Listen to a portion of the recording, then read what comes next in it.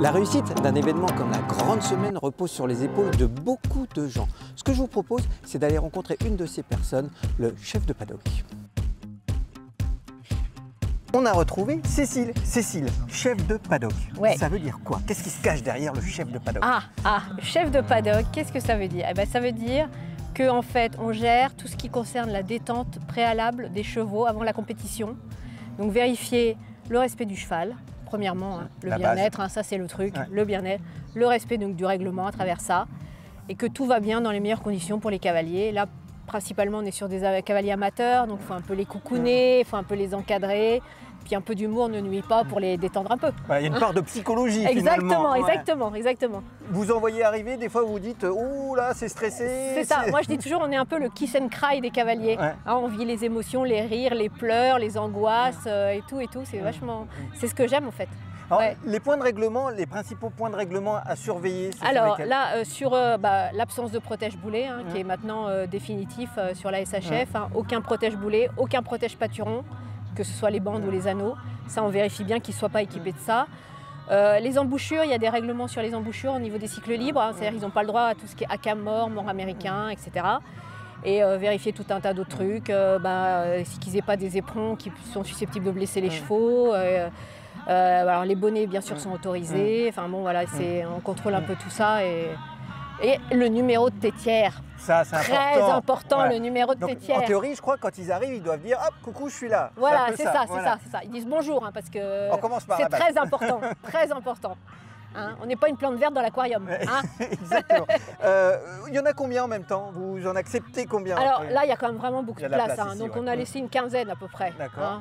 Mais après, on adapte parce que évidemment, on est responsable de la sécurité. Donc pour éviter les accidents, là, ils n'ont pas tous le permis. C'est un peu des amateurs, en plus des jeunes chevaux. Donc là, on a vu une quinzaine, ça s'est bien passé, mais on est sur des cycles libres 3e année, 6 ans. Des chevaux un peu plus aguerris au concours, déjà, et puis des amateurs aussi un peu plus aguerris. Mais bon. Alors vous avez parlé tout à l'heure, des fois on les fait rire, on détend un peu. Mais est-ce que parfois il faut un peu hausser le ton et les gronder? Oui, des fois on les gronde. Ça on les gronde parce que quand les coachs sont vilains et mettent des choses interdites au niveau des obstacles par exemple, ou alors quand ils ne respectent pas la priorité, à main gauche, les Anglais ont une autre peau sur ça, c'est main gauche maintenant. On a perdu? On a perdu la guerre de 100 ans, c'est ça. Donc oui, des fois on est obligé un peu de se fâcher, ou quand ils ne viennent pas, quand on les appelle, ou des choses comme ça, oui.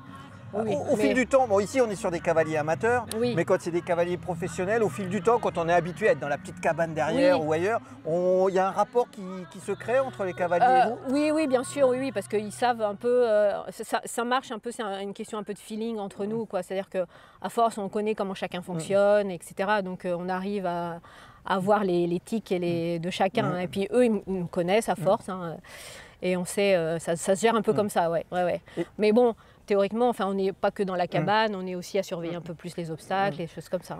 Et puis à la fin, il y a le protocole? Il y a le protocole. Il y a une petite mission aussi pour le protocole? Ça, des fois, on aimerait bien faire notre pause au moment du protocole, mais bon, ils aiment bien, les cavaliers, c'est sympa, la remise des prix, c'est quand même sympa, ils aiment bien, ils viennent aussi pour ça, ceux qui ont un peu l'esprit concours. Donc vous vous régalez en quelque sorte? Ouais, moi j'adore. Bon, moi j'adore. C'est parfait. Voilà. Merci beaucoup. De rien, avec plaisir. Le cycle libre, c'est désormais terminé. Place au cycle classique dès ce lundi jusqu'à dimanche prochain. Et vous aurez le plaisir de retrouver Kamel Boudra. Allez, nous on se quitte. Bye bye.